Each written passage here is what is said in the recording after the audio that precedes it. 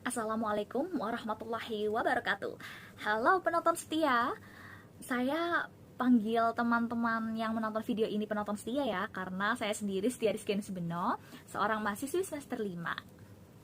Saya telah mengikuti program Certified Public Speaking yang difasilitatori oleh Coach Iqbal dan juga Coach Niko. Teman-teman yang mendengar program ini dan yang belum join program ini pastinya penasaran kan?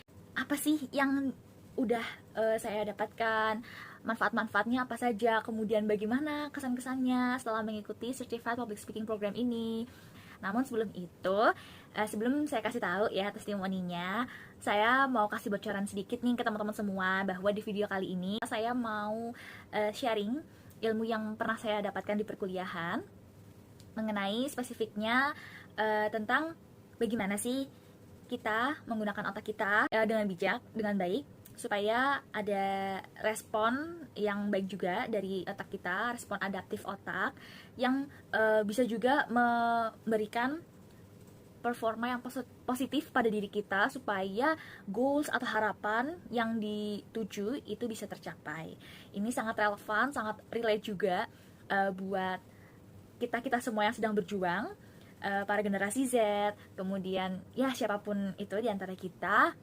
Dan tujuan dari cerita ini ke depannya, saya hanya ingin sharing ilmu ya yang pernah saya dapatkan, hanya ingin membantu supaya bisa menjadi pandangan dan pelajaran buat teman-teman semua ke depannya, supaya lebih semangat dan tetap bertahan walaupun ada cobaan atau tantangan yang sedang dihadapi, walaupun berat, karena itu semua ya memang harus kita lalui ya, harus kita jalani. Nah, jadi intinya sama sekali tidak ada niatan untuk menggurui ya teman-teman. Ya, jadi balik lagi tadi ya, saya mau kasih testimoni. Saya sangat bersyukur dan senang bisa bergabung belajar bersama-sama teman-teman yang ikut program Certified Public Speaking ini, bisa mendengarkan ilmu yang disampaikan dari Coach Iqbal dan juga Coach Niko. Mengingat beliau ini sudah ya ahlinya ya berkecimpung di dunia public speaking, sudah merasakan pahit manisnya di dunia public speaking, pastinya benar-benar memang banyak manfaat yang saya dapatkan. Program ini bagi saya the best, bagus banget. Karena apa? Karena nggak hanya teori, yaitu juga kita juga dikasih kesempatan untuk berlatih, kemudian kita juga dapat feedback dari coachnya secara langsung mengenai potensi dan hal apa yang perlu diperbaiki. Ada hal yang sangat berkesan nih menurut saya di program ini.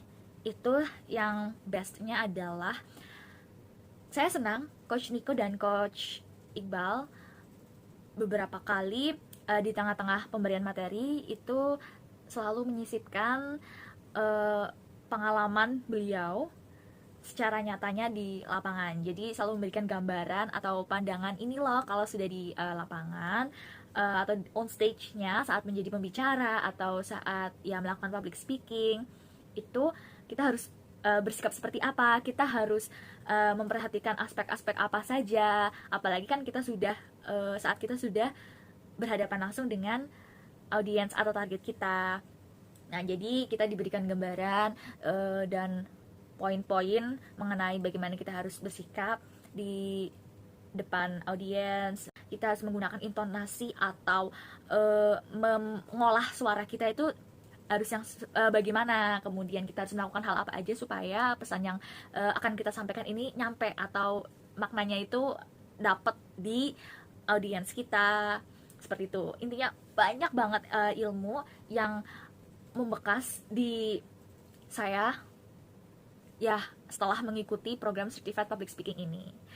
Oke, lanjut ke sesi yang agak sedikit serius ya teman-teman. Jadi tadi saya sudah sempat singgung ya mengenai bagaimana sih kita menggunakan otak kita. Kita harus bersikap bagaimana, intinya seperti itu ya, supaya respon adaptif dari otak kita ini tuh bisa menimbulkan performa yang baik buat kita, sehingga goals yang diharapkan ya bisa tercapai gitu ya. Jadi teman-teman, kita itu melewati 4 fase atau 4 zona. Oh ya, sebelum lanjut, saya mau berterima kasih dan izin untuk mengutip ilmunya yang telah disampaikan oleh dosen saya, yaitu izin Dr. Taufik Fredrik Pasiak selaku Dekan Fakultas Kedokteran UPN Veteran Jakarta dan selaku dokter yang telah mengajar di kelas saya memberikan ilmu mengenai respon adaptif otak. Nah, jadi kita sebenarnya melalui 4 tahap ini.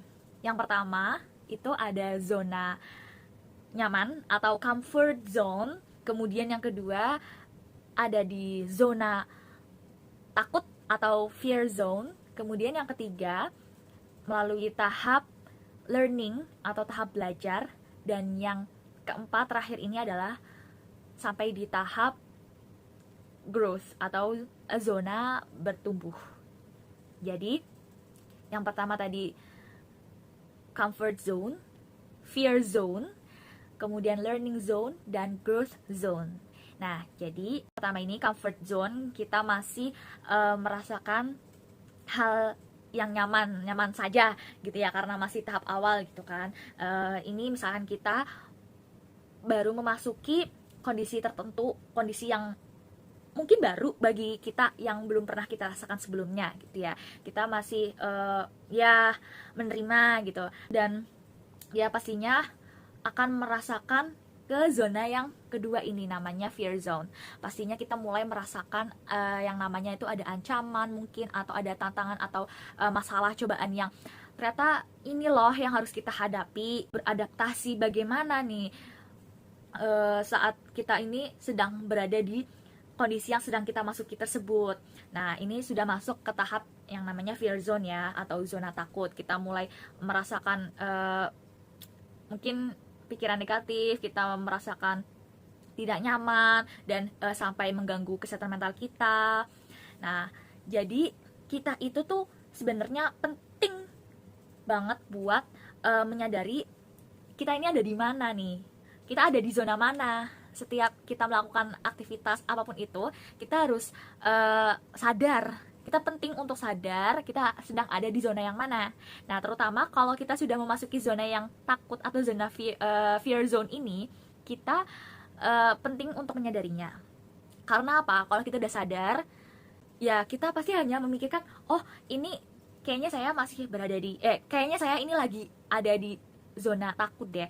Jadi saya harus melakukan apapun yang bisa membuat saya ini keluar dari zona ketakutan ini. Jadi kalau kita sadar di tahap zona takut ini, mau nggak mau kita pastinya akan mencari-cari cara supaya kita ini keluar dari zona takut ini.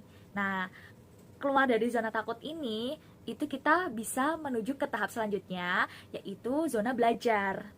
Nah, zona belajar ini artinya zona yang mana kita ini mulai mencari-cari cara ya, kita mulai belajar. Mungkin awalnya saat kita contoh kita sedang mendapatkan cobaan atau masalah ya dari lingkungan yang baru kita masuki, kita mulai menerima. Kita di learning zone ini kita mulai menerima, memahami, seperti ini ya, gini-gini. Kemudian kita mulai mencari cara, kira-kira gimana ya kita saya harus bersikap bagaimana. Mau nggak mau ini saya harus adaptasi nih, mau nggak mau saya harus intinya mencari cara supaya saya tetap bertahan. Intinya saya harus tetap fokus gitu ya sama tujuan yang akan saya capai gitu. Nah, ini learning zone. Apabila kita sudah berhasil di learning zone ini, apalagi kalau sudah berhasil di keluar dari fear zone ya, kita kan tadi sudah bisa ke tahap selanjutnya, yaitu learning zone. Nah, kalau sudah kita berhasil di tahap learning zone ini, kita akan mencapai tahap yang akhir, yaitu adalah tahap bertumbuh atau growth zone, yang mana ini kita intinya sudah mau hampir mencapai titik terangnya nih. Wah, ini hampir nih goals atau harapan saya ini hampir tercapai nih, berkat saya sudah berjuang di sebelum-sebelumnya, berkat saya ikhtiar, berjuang, berusaha, kemudian ya intinya telah melewati fear zone dan learning zone ini. Jadi intinya dari cerita ini dari saya adalah dimanapun kita berada, saat apapun kita rasakan, kita lakukan, kita penting untuk menyadari kira-kira kita ini ada di zona yang mana. apalagi kalau kita sudah merasakan adanya hal-hal yang tidak enak, hal-hal yang atau rintangan-rintangan yang harus kita hadapi, kita harus cepat-cepat sadar, kita ini ada di, kayaknya saya sedang merasakan di zona takut nih gitu. Nah, itu kita penting untuk menyadarinya supaya kita bisa segera ke tahap selanjutnya, yaitu learning zone yang tadi sudah saya jelaskan. Dan tahapan-tahapan ini ya, sebagai respon adaptif otak ini sangat mempengaruhi bagaimana performa kita ke depannya. Kalau kita ya melewati fear zone, melewati learning zone tadi, kita kan pastinya ada rasa bersyukur, kemudian menerima apapun itu, mengambil positifnya, mengambil hikmahnya, kemudian tetap berjuang, percaya diri, kemudian pantang menyerah, apapun itu hal yang positif. Nah, itu akan mempengaruhi terhadap apa yang kita lakukan, performa kita, kemudian juga mempengaruhi juga hasil yang kita dapatkan. Jadi ya, apa yang kita lakukan ini ya, jadi jadi apabila teman-teman mau mendapatkan hasil yang maksimal, hasil yang diinginkan, pastinya harus ada usaha atau ada kesadaran-kesadaran, kemudian tahapan-tahapan yang dilalui. Semoga sedikit cerita yang tadi saya sampaikan bisa dijadikan pelajaran buat teman-teman semua. Tetap bertahan ya, dan harus bisa berusaha beradaptasi apapun itu, dimanapun itu. Oke? Semangat teman-teman, kita sama-sama berjuang ya. Terima kasih atas perhatiannya teman-teman yang telah menonton video ini. Wassalamualaikum warahmatullahi wabarakatuh.